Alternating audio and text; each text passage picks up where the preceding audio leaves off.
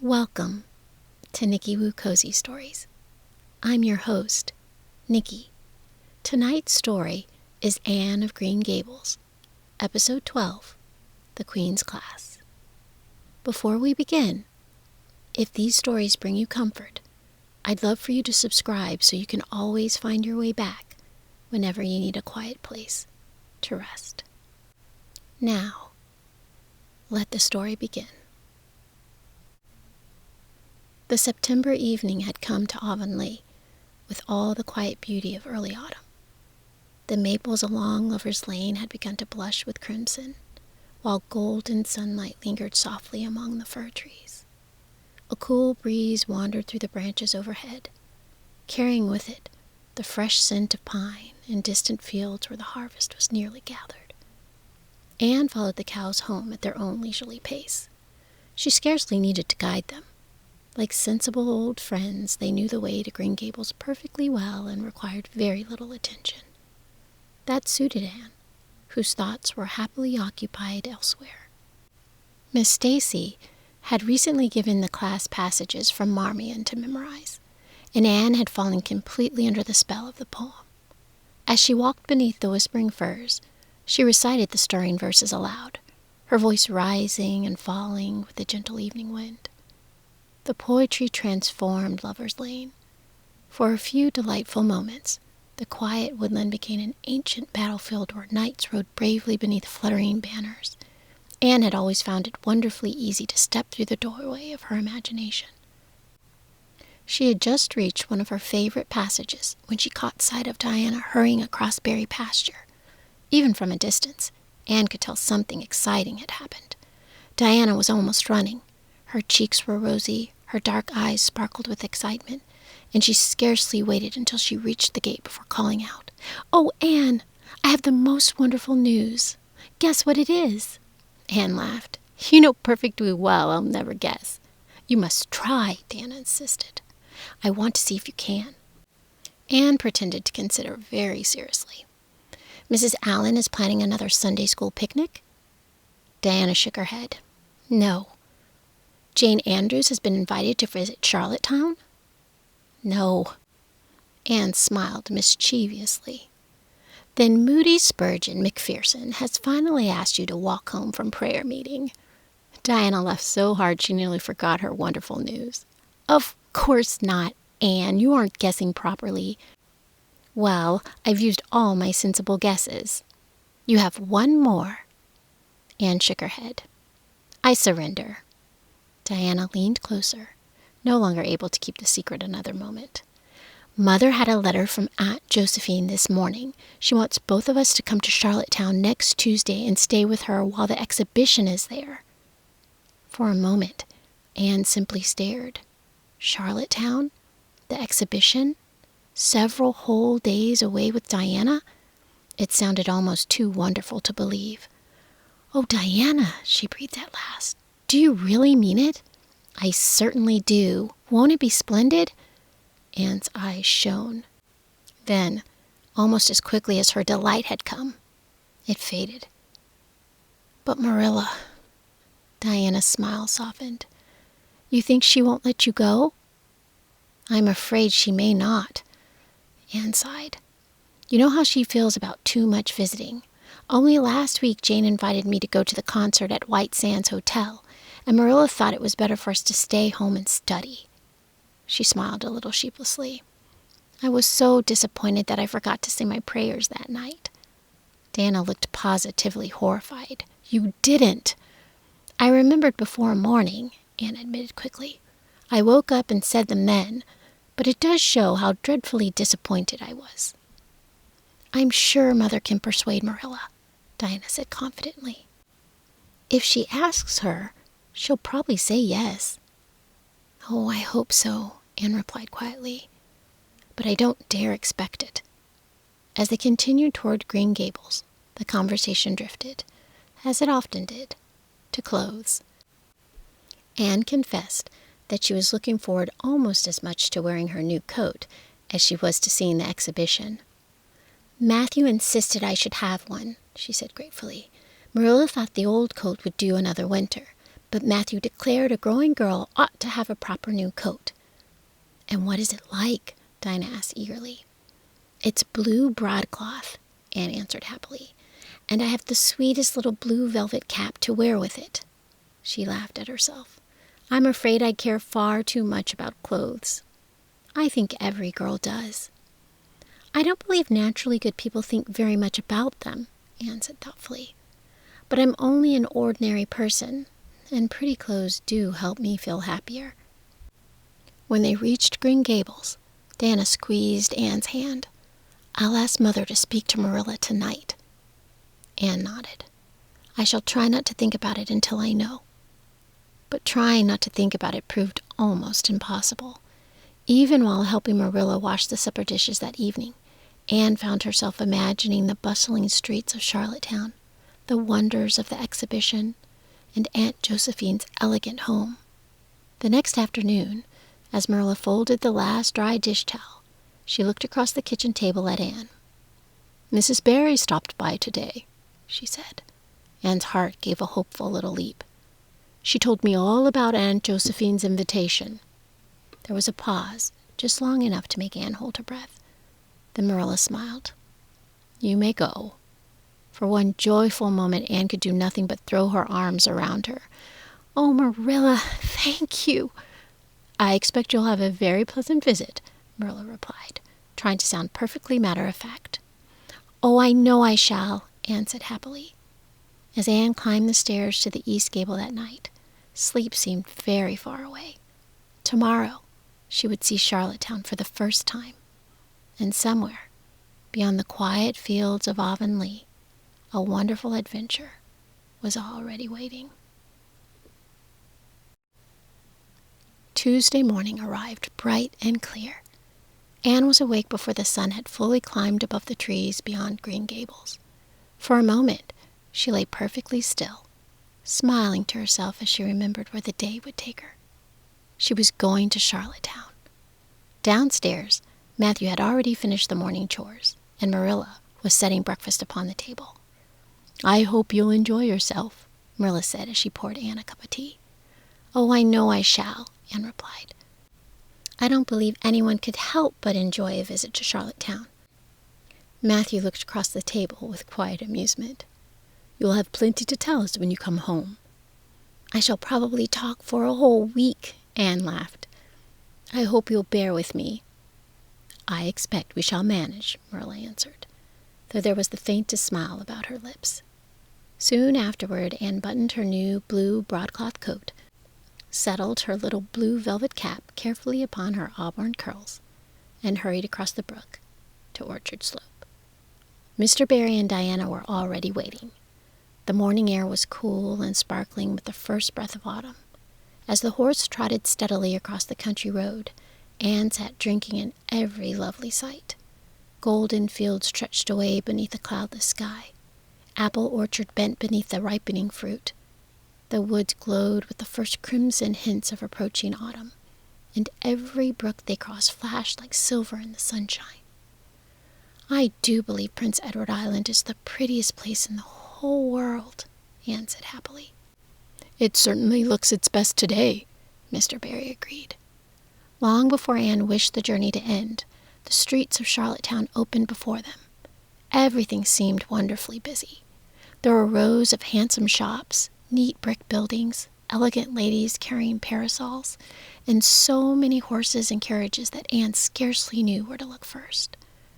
"I feel as though I've stepped into one of my daydreams," she whispered to Diana.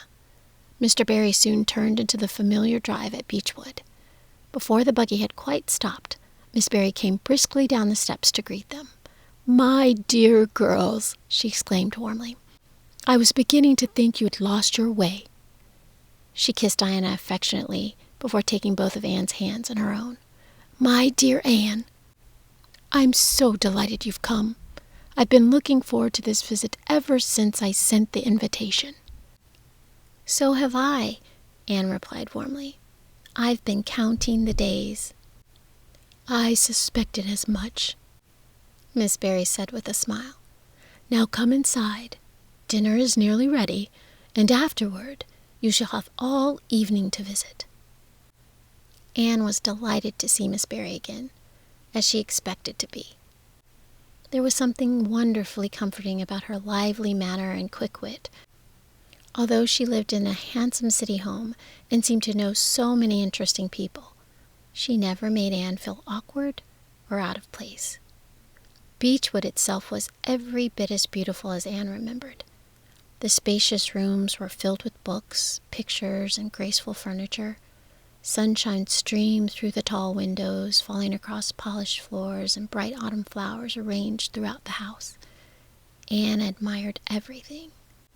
Yet, as she and Diana wandered through the rooms later that afternoon, she found herself smiling thoughtfully. "I used to imagine living in a house like this would be the most wonderful thing in the world," she confessed. "And don't you now?" Diana asked. "Oh, I think it's perfectly beautiful." Anne looked out toward the quiet garden beyond the windows. "But I wouldn't exchange Green Gables for it." Diana nodded. "I feel exactly the same about Orchard Slope." Anne laughed softly. "I suppose that's because home isn't only the house. No, it's all the people waiting inside." Miss Barry, passing quietly through the hall, happened to overhear the last few words. She smiled to herself, but said nothing. There would be plenty of time tomorrow for excitement. The exhibition awaited them. Tonight, there was only the quiet pleasure of being together once again beneath the hospitable roof of Beechwood, while outside the September evening settled gently over Charlottetown and promised wonderful adventures still to come. The next morning dawned bright and cloudless. Long before the exhibition grounds became crowded, Miss Barry, Anne, and Diana were already making their way through the entrance gates, eager to enjoy every possible moment of the day. To Anne, it seemed as though the whole island had gathered there. Wherever she looked, there were cheerful faces, fluttering banners, flowers in every imaginable color, prize vegetables, preserves, quilts stitched with astonishing patience, paintings, fine horses, sleek cattle, and long rows of curious exhibits that invited closer inspection. "I don't know where to look first," Anne exclaimed. "I want to see everything."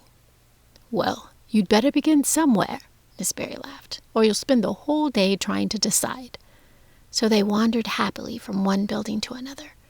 Anne admired the magnificent displays of fruit and flowers, paused to examine beautifully woven rugs and embroidered linens, and declared more than once that she had never dreamed there were so many interesting things in the world. She was especially delighted when she discovered that Josie Pye had won first prize for butter. "I really am glad," Anne said sincerely. "A year ago, I might not have been." Miss Barry smiled knowingly. "Growing older has its advantages." "I believe it does," Anne answered. "One doesn't seem to mind other people's successes quite so much." The horse races proved wonderfully exciting, though Anne confessed she remembered very little afterward except the thunder of hooves and the cheering of the crowd. She watched the great balloon rise slowly into the clear blue sky until it became only a tiny speck above the fairgrounds. "It would be glorious," she sighed, "to float above the world for just a little while." "And how would you come down?" Diana asked. Anne laughed. "I hadn't thought that far." By evening, they were pleasantly tired, but Miss Barry had one final surprise. She took the girls to a concert. Anne listened as though she had never truly heard music before. The rich voices, the beautiful melodies, and the grand piano seemed to fill every corner of the hall with wonder. When the final notes faded away, she remained perfectly still for a moment. "I don't believe," she said quietly as they stepped out into the cool evening air, "that I have ever enjoyed anything quite so much." "And now," Miss Barry said with a smile, "I think 3 tired ladies deserve ice cream." The girls agreed immediately. As they sat together enjoying that unexpected treat, Anne looked about the busy streets of Charlottetown, glowing beneath rows of lamps that twinkled warmly in the gathering darkness. "It has been a perfect day, she said. It certainly has, Diane agreed. But do you know, Anne continued thoughtfully, I don't believe I should like to live in a city all the time. No, Anne shook her head. It is delightful to visit. She smiled as she thought of Green Gables. But I believe I should begin to miss the fields, the orchards, and Lover's Lane before very long. Miss Barry looked at her with quiet affection. There was something refreshingly honest about Anne. She admired beautiful things with all her heart, yet she loved home still more. The following morning, Mr. Barry came to take the girls back to Avonlea. Miss Barry kissed them both goodbye. You must come again before very long, she said. I shall count the days until I do, Anne replied warmly. As the buggy rolled away, Miss Barry stood upon the veranda, watching until they disappeared from sight. Turning back into the house, she smiled to herself. That Anne girl improves upon acquaintance, she murmured. The drive home seemed quieter than the journey to Charlottetown. Perhaps it was because every happy adventure carries with it a peaceful contentment afterward. The September sun slipped slowly westward. By the time Green Gables came into view, the first stars were beginning to appear, and the warm lamplight glowed softly in the kitchen windows. Anne drew a long, happy breath. Oh, she said softly, it is good to be alive, and it's even better to be coming home. Marilla welcomed her with a hearty supper waiting on the table, while Matthew listened quietly as Anne tried very hard to tell them everything she had seen. It proved quite impossible. There had been simply too much happiness for one evening's conversation. When at last she climbed the stairs to the east gable, and paused beside the window for a moment, looking out across the quiet fields lying peacefully beneath the September moon. I've had a splendid time, she whispered to herself. It truly has been an epic in my life. Then she smiled. But the best of it all, her eyes rested on the familiar orchard, the lane, and the beloved old house that had become her home, was the coming home. November settled quietly over Green Gables. Outside, the last leaves had long since fallen from the maples, leaving graceful branches outlined against a pale evening sky. A cool breeze wandered through the firs beyond the brook, carrying with it the clean scent of approaching winter. Indoors, the kitchen glowed with gentle warmth. The fire crackled cheerfully in the stove, while the old clock upon the mantel marked the passing minutes with its steady, familiar ticking. Marilla sat beside the table with her knitting. Her eyes had been troubling her again, and every so often she paused to hold her work a little farther away before returning patiently to her stitches. Across the hearth, Anne lay comfortably upon the braided rug. A book rested beside her, forgotten almost as soon as she had begun reading it. The dancing firelight had carried her imagination elsewhere, as it so often did. She watched the glowing embers thoughtfully, seeing far more than burning wood. Castles rose where others might have seen only flame. Brave knights crossed distant hills, and lovely ladies wandered moonlight gardens where every story found a happy ending. Marilla glanced toward her. How quietly Anne could dream now. There had been a time when every passing thought immediately found its way into words. Anne still possessed that lively imagination, but she was slowly learning that some thoughts were pleasant simply to keep for oneself. It was a change Marilla had noticed more than once. Anne, she said at last, Miss Stacy was here this afternoon while you were over at the orchard slope. Anne looked up at once. Was she? Yes. I wish I had known she was coming, Anne said. Diana and I were walking through the haunted wood. It was so beautiful. Everything seems tucked away for the winter. I told Diana that the ferns looked as though the little woodland fairies had covered them with blankets of fallen leaves before going to sleep until spring. Marilla smiled faintly. Diana didn't seem quite as impressed with the idea, Anne continued. She grows more sensible every year. We talked instead about very serious matters. What sort of serious matters? Oh, growing up. Anne folded her hands thoughtfully.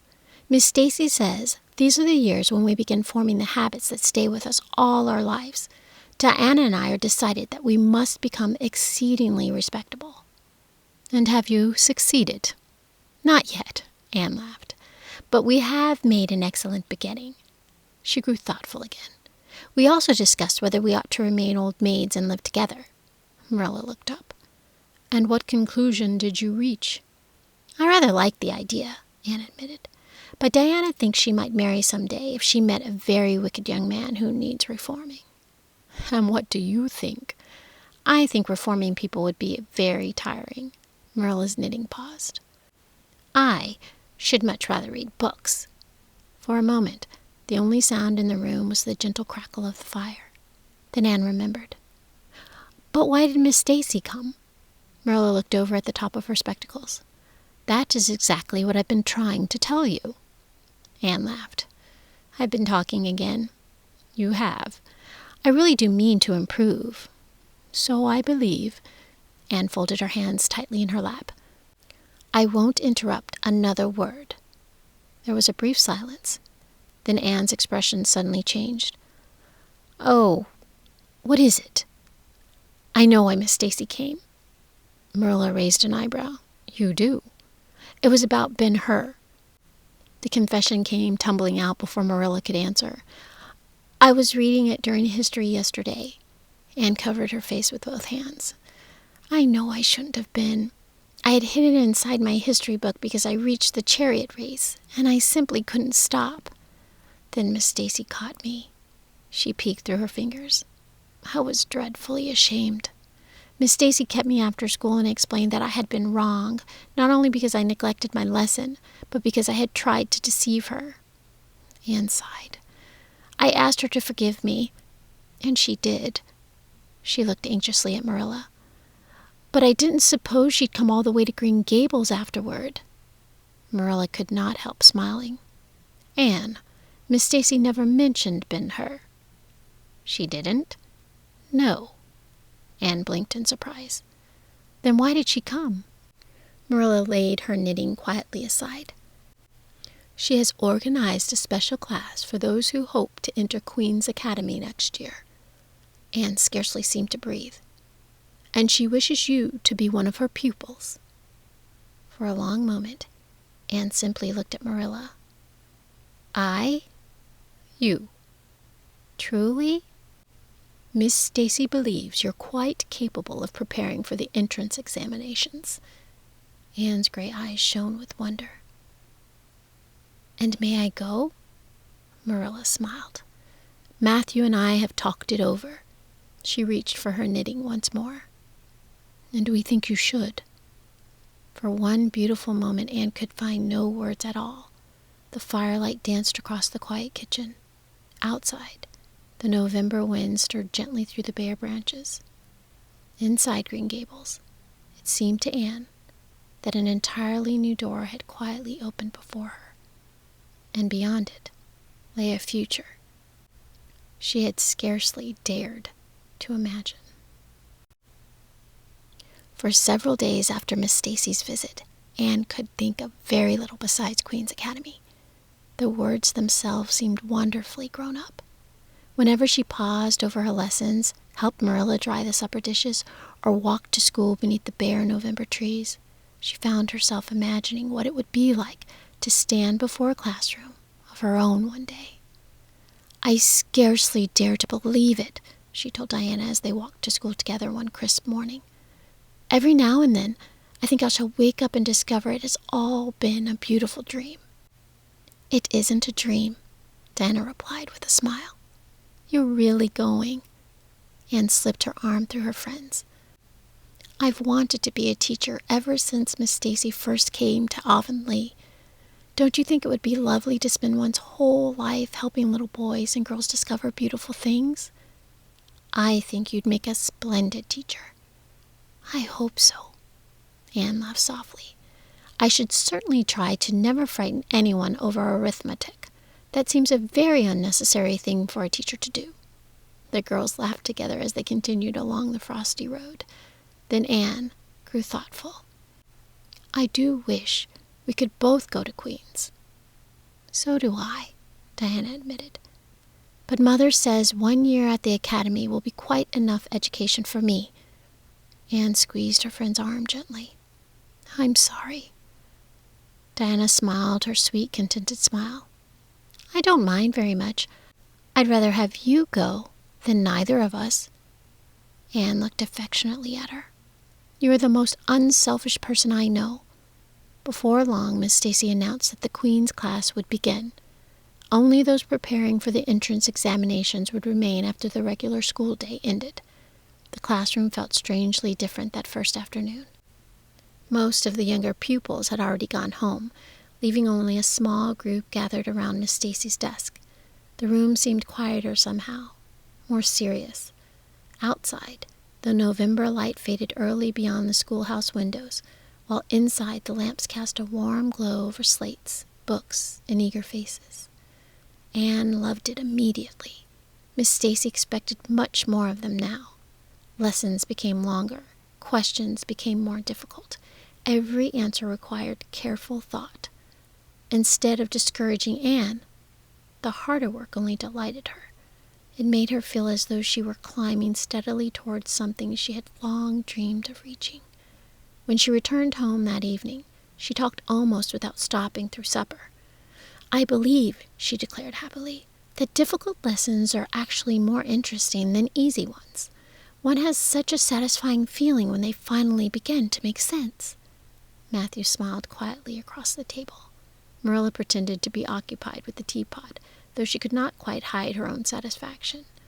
As the weeks passed, the little class settled into a pleasant routine.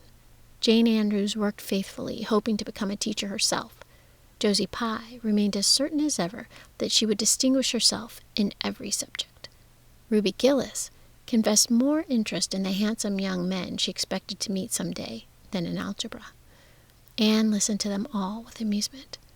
Everyone seemed to have a different dream waiting beyond Avonlea. And then there was Gilbert Blythe. Gilbert seldom talked about his ambitions.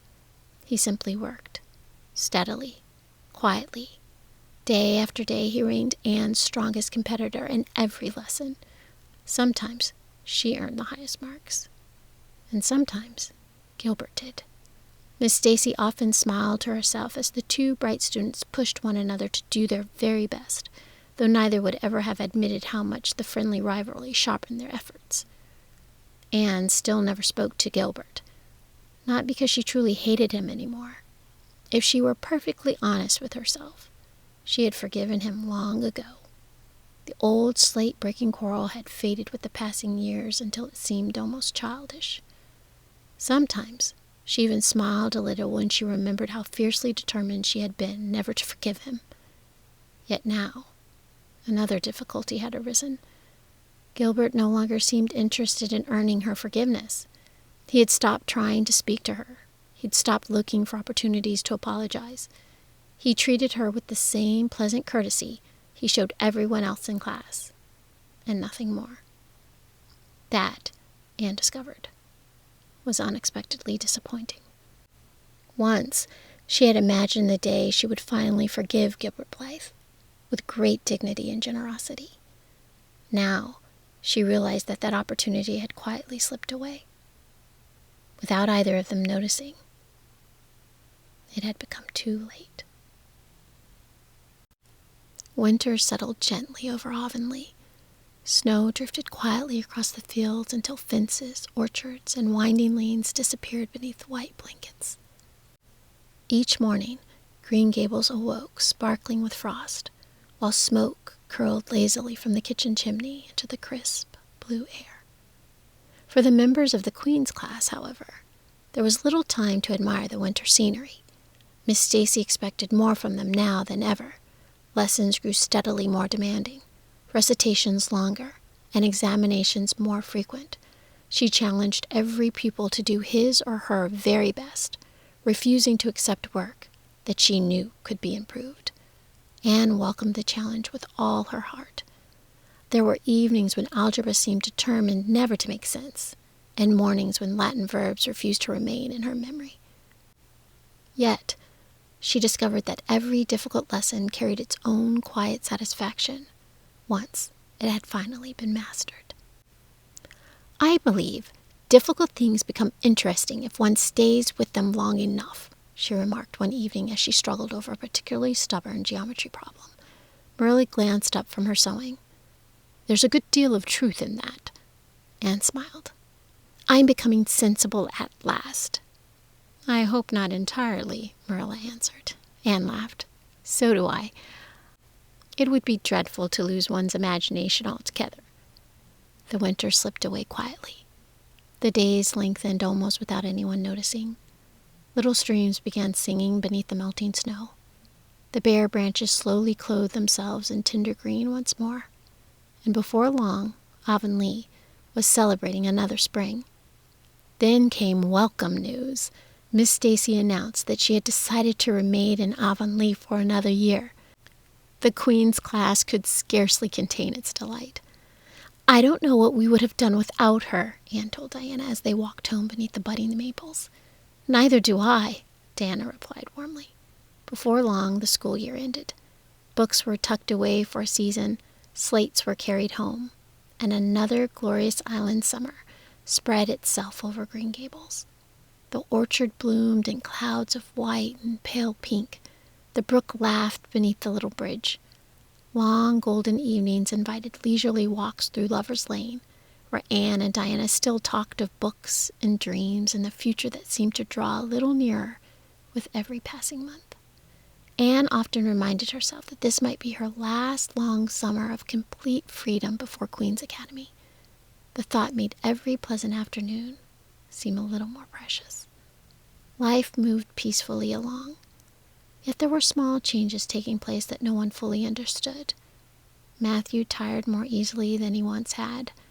Sometimes, after finishing chores, he paused quietly on the back step before coming inside, resting only a few moments before insisting he felt perfectly well.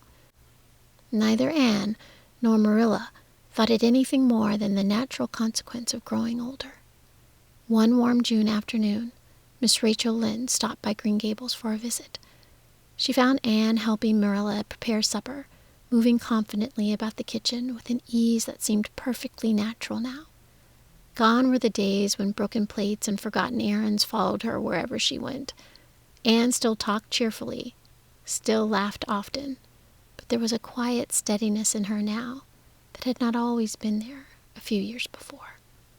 When Anne had gone upstairs to fetch a basket from her room, Mrs. Lynde watched her disappear before turning thoughtfully toward Marilla. "You know," she said, "that girl has changed wonderfully." Marilla nodded. "Yes, I've been noticing it for some time." Mrs. Lynde folded her hands. "She's growing into a remarkably handsome young woman." Marilla smiled faintly. "I suppose she is."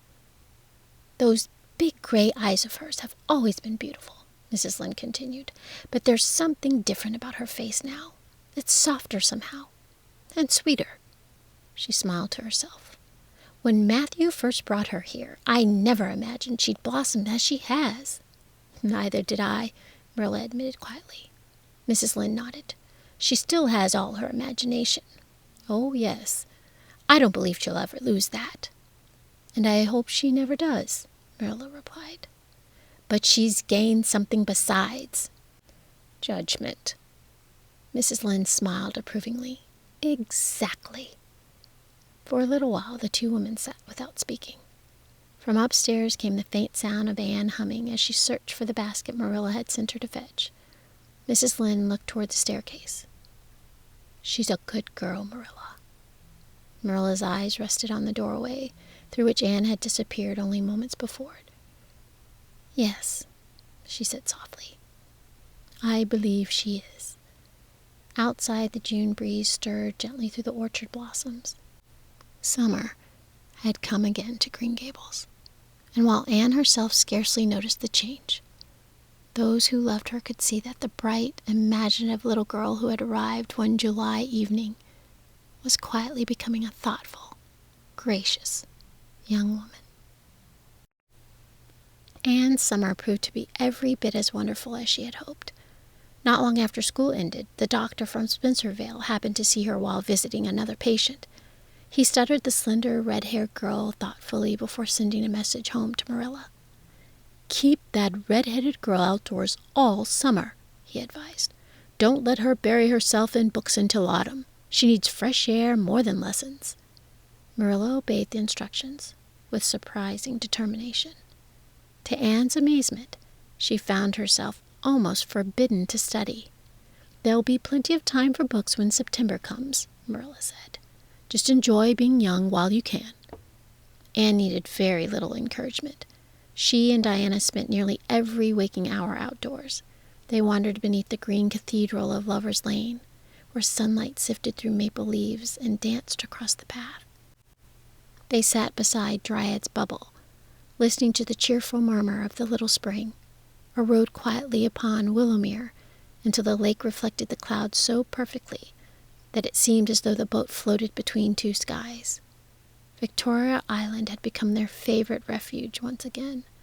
Sometimes they carried little baskets for picnics beneath birch trees. Other afternoons they stretched upon the warm grass, speaking of books they loved, dreams they cherished, and the mysterious future that seemed to be drawing a little nearer every day. Anne's imagination had lost none of its brightness. It had simply become gentler. She no longer felt the need to invent marvelous adventures around every bend in the road. Instead, she discovered the world itself was already filled with quiet wonders, if only looked closely enough. And when September arrived at last, Anne returned to her books with genuine delight. She carried the familiar volumes down from the attic, dusted each one carefully, and smiled as she arranged them upon the kitchen table. "Oh, you dear old friends," she laughed. "I'm very glad to see you again. Even you, geometry." Marilla looked up from her sewing. "I thought you'd grown tired of studying." "Oh, not at all." Anne opened one of the books and turned its pages affectionately. "I've had the happiest summer of my life, but now I feel ready to work with all my might again. Mr. Allen said in his sermon last Sunday that we ought to rejoice as a strong man preparing to run a race. That's exactly how I feel." She paused thoughtfully. "Don't you think Mr. Allen preaches beautiful sermons?" "He does well enough," Marilla replied. "I think he grows better every week." Anne rested her chin upon her hand. "Mrs. Lynde says some city church will surely persuade him to leave Avonlea one day." "Perhaps. But I don't see the use of worrying about that now," Anne said. "If he leaves some day, we'll be sorry then. Until that happens, I'd much rather enjoy hearing him." Marilla nodded approvingly. "There isn't much sense in borrowing tomorrow's troubles." Anne smiled. "If I had been born a boy, I believe I should have liked to be a minister." Marilla raised an eyebrow. "Indeed."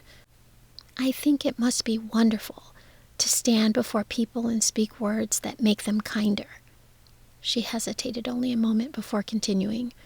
"And I don't really understand why women cannot be ministers." "You've been talking to Miss Lynde," Anne laughed. "I asked her exactly that question, and she looked absolutely horrified." Marilla could not help smiling. "I imagine she did. She declared it would be scandalous." Anne shook her head thoughtfully. "I can't see why.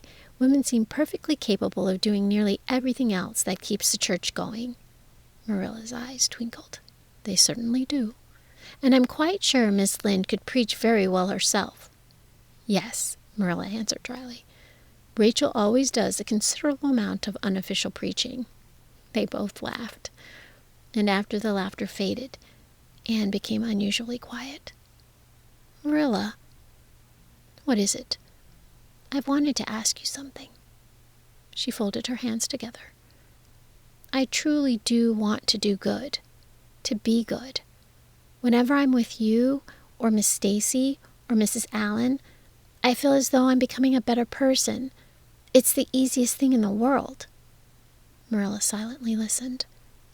"But whenever I'm with Mrs. Lynde," Anne admitted with an embarrassed smile, "I find myself desperately wanting to do exactly the opposite of whatever she tells me."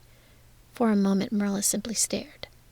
Then, to Anne's complete surprise, she laughed aloud. "If you're wicked for that," Marilla said, Then I must confess I'm wicked too. Anne blinked. You? Rachel has that effect on me sometimes. They laughed again together. Marilla's expression softened. The trouble is, people don't always improve by being reminded of their faults every minute. Rachel means well. She has one of the kindest hearts in Avonlea, but kindness and tact don't always arrive together. Anne nodded thoughtfully. I'm relieved you understand. I felt quite ashamed of myself. You needn't. Anne looked toward the orchard, where the autumn sunlight rested softly upon the trees. It seems growing up is much more serious business than I expected, she said quietly. There are so many things to think about, and so many decisions to make. Well, there always will be. But I think, Anne said with a gentle smile, that if I keep listening to people like you, Matthew, Miss Stacy, and Mrs. Allen, I'll have a fair chance of growing up properly. Marilla looked at the thoughtful young face before her. The little girl who had once filled Green Gables with endless chatter was still there. But alongside that bright imagination had grown something quieter and deeper, a steadiness that came not from losing wonder, but from learning how to carry it wisely. Outside, the September breeze stirred the orchard leaves. Inside Green Gables, Anne gathered her books together with eager hands, ready to begin another year, not merely of lessons, but of growing. The autumn days slipped quietly into winter. Once more, the members of Queen's class settled into the steady rhythm of lessons, recitations, compositions, and long evenings of study. There was very little idle time now. The entrance examinations no longer seemed like some distant event far beyond the horizon. With each passing week, they drew steadily nearer. Every member of the class carried private worries. Jane Andrews feared mathematics. Ruby Gillis declared she would never understand history properly. Josie Pye insisted she had no weaknesses at all, though few of her classmates believed her.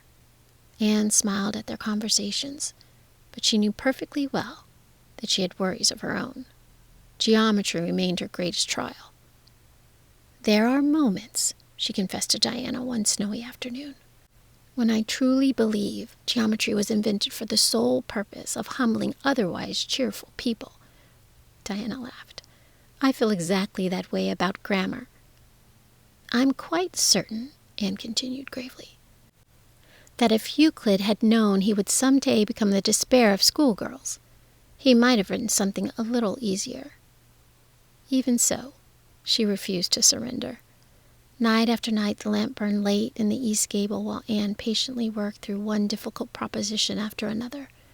Matthew often glanced toward the staircase before retiring for the evening. Don't let her study too hard, Marilla, he would say quietly. Marilla smiled. I couldn't stop her if I tried. Yet the work was not without its rewards. Miss Stacy possessed the rare gift of making her pupils believe they were capable of more than they might imagine. She encouraged them to think clearly, to write honestly, and to choose simple words whenever simple words would do. One afternoon, after returning from school, Anne laid aside a composition with an amused smile. I don't believe Miss Stacy would recognize the essays I used to write. Marilla looked up from her mending. Why not? Because I hardly use any grand expressions anymore. She laughed softly. There was a time when I thought a composition wasn't worth writing unless it contained at least 3 words no one ordinarily used. Marilla smiled knowingly. I remember. Anne laughed with her. Now Miss Stacy says the finest writing is often the simplest. She grew thoughtful. I believe she's right. There was a quiet satisfaction in expressing exactly what one meant, instead of searching endlessly for magnificent phrases. Anne had begun to discover that the truth needed very little decoration. It was enough to simply tell it beautifully. One evening, while sorting through a drawer in the east gable, Anne came upon several worn notebooks tied together with faded blue ribbon. She carried them downstairs. Marilla, look what I found. Marilla glanced at the little bundle. The Story Club. Anne nodded. I haven't opened these in ages. She untied the ribbon and smiled as she recognized familiar titles written in her own careful hand. The Jealous Rival, The Fatal Vow, The Haunted Bride of Willowmere. She laughed until tears gathered in her eyes. I thought they were masterpieces. Weren't they? Marilla asked with a twinkle. Oh dear, no, Anne shook her head. No, they were wonderfully dreadful. She turned a few more pages. The heroines faint every other paragraph. Everyone speaks impossibly, and nearly all the gentlemen are either terribly noble or frightfully wicked. Marilla smiled. It sounds entertaining. It is. Anne carefully tied the ribbon once more. But I don't think we'll ever have another story club. No. Anne looked thoughtfully toward the window where snowflakes drifted softly through the evening darkness. We've all outgrown it. There was no sadness in her voice, only gratitude. It was exactly right for us then. And now, Anne smiled, now I think real life has become almost as interesting as the stories we used to invent. She paused for a moment. I don't believe imagination leaves us when we grow older. It simply grows up too. Marilla looked at Anne across the warm kitchen. Sometimes she still caught glimpses of the little orphan who had arrived at Green Gables with bright eyes, endless words, and impossible dreams. But more and more often, she saw the thoughtful young woman Anne was becoming. Outside, winter settled quietly over Avonlea, and inside, beneath the warm glow of the lamp, Anne gathered the old Story Club notebooks and placed them gently back in the drawer. They had belonged to one season in her life. Another was already beginning. The winter days passed swiftly. Each morning Anne crossed the snowy fields to school with her books tucked securely beneath one arm, while each evening she returned to Green Gables carrying another day's worth of lessons to master before bedtime. The members of the Queen's class worked harder than ever. The entrance examinations no longer seemed far away. Now they were spoken of almost every day. Sometimes the pupils compared notes on the subjects they feared most. Jane Andrews confessed that mathematics filled her with dread. Ruby Gillis declared history dates had been invented solely to torment students. Even Josie Pye admitted, though rather reluctantly, that English grammar occasionally puzzled her. Anne smiled whenever these conversations arose. She knew she wasn't alone. Yet her own greatest struggle remained unchanged: geometry. I believe, she told Diana one afternoon as they walked home together beneath a pale March sky, that if I should fail my entrance examinations, geometry will almost certainly be responsible. Diana laughed. You aren't going to fail. I wish I felt as certain, Anne sighed. Sometimes every proposition seems perfectly clear while Miss Stacy is explaining it. Then I come home, open my book, and it all vanishes as completely as last winter's snow. But the next day you always understand it. Yes, Anne smiled a little. Perhaps that is what keeps me from despair. She paused before adding more seriously. I don't mind working hard. You never have. No. It is the possibility of disappointing everyone that troubles me. She looked thoughtfully toward Green Gables in the distance. Matthew believes in me. And so does Marilla. And Miss Stacy. I don't want any of them to think they were mistaken. Diana slipped her arm gently through Anne's. They won't. Anne returned the smile, grateful as always for her friend's quiet confidence. At Green Gables that evening, Anne spread her books across the kitchen table after supper. Outside, the March wind rattled the bare branches against the windows. Inside, the lamplight fell warmly across the well-worn textbooks, neat pages of notes, and a geometry book that seemed determined to test every ounce of patience she possessed. Matthew glanced over the top of his newspaper. Studying again? I'm afraid so. He smiled. I don't believe anyone has ever worked harder. Anne laughed softly. I hope hard work counts for something. It generally does. Matthew returned to his newspaper, though every so often he looked over its edge with quiet pride. Marilla noticed. She noticed many things these days. the careful way Anne organized her books, the determination that carried her through difficult lessons, the willingness to begin again whenever she made a mistake instead of giving way to tears as she once might have done. Without quite realizing when it had happened, Anne had become dependable. There were still flashes of her old impulsiveness. There always would be. But beneath them lay a calm strength that had grown steadily year by year. One afternoon, as Anne paused over a particularly stubborn geometry problem, she finally closed the book for a few moments and wandered to the window. Outside, the first unmistakable signs of spring were beginning to appear. Tiny streams sparkled beneath the melting snow. A few adventurous birds had returned, filling the quiet afternoon with cheerful songs. The orchard, though still bare, seemed to hold the promise of blossoms waiting patiently beneath every branch. Anne rested her forehead lightly against the cool glass. "Oh," she whispered, "how beautiful it all is." For one delicious moment she longed to close every book, run outdoors, and lose herself among the fields and the woods she loved so dearly. Spring had always seemed to call her by name. But after a little while, she smiled to herself. There will be other springs. Quietly, she returned to the table. She opened her geometry once more. The figures and propositions still looked as puzzling as ever, yet they no longer seemed impossible. Anne dipped her pen into the ink, turned to a fresh page, and began again. Outside, Avonlea awakened slowly beneath the touch of spring. Inside Green Gables, another kind of spring was unfolding, just as quietly. Not one of blossoms and bird song, but of hope. And though Anne Shirley could not yet know what the coming months would bring, she met them with the same brave heart that had carried her from the station platform years before, eager to learn, determined to do her best, and grateful for the little home that had given her courage to dream. And now, Avonlea grows quiet once more. The last light of evening lingers softly across the fields. The brook whispers beneath the little bridge, carrying its gentle song toward the woods, while the orchard at Green Gables rests peacefully beneath the fading summer sky. Inside the farmhouse, the supper dishes have long since been washed.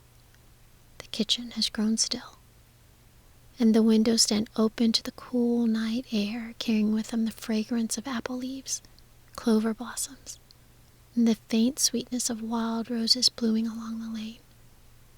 Somewhere outside, Matthew lingers for a little while upon the porch, watching the first stars appear one by one above the familiar fields he has loved all his life. Marilla has finished the day's work at last. Her knitting rests quietly beside the chair.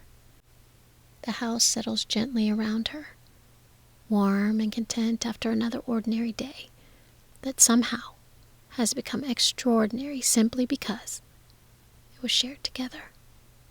And upstairs, beneath the sloping roof of the east gable, Anne Shirley has finally fallen asleep. Perhaps she's dreaming of Queen's Academy, of geometry that somehow makes perfect sense, of Miss Stacy's encouraging smile, of long walks through Lover's Lane with Diana, of stories once written beneath the banner of the Story Club, and of new dreams quietly taking their place. For childhood does not disappear all at once. It lingers gently, like the last golden light upon the orchard, making room, little by little, for the quiet courage of growing up. So let the evening grow soft around you now. Let the world grow quiet. There is nowhere left to be, nothing left to do, only rest. Sleep now. You are safe. You are loved. You have been listening to Nicki Cozy Stories, created by Nicole T. Woodard. May your dreams be gentle, and your sleep be deep.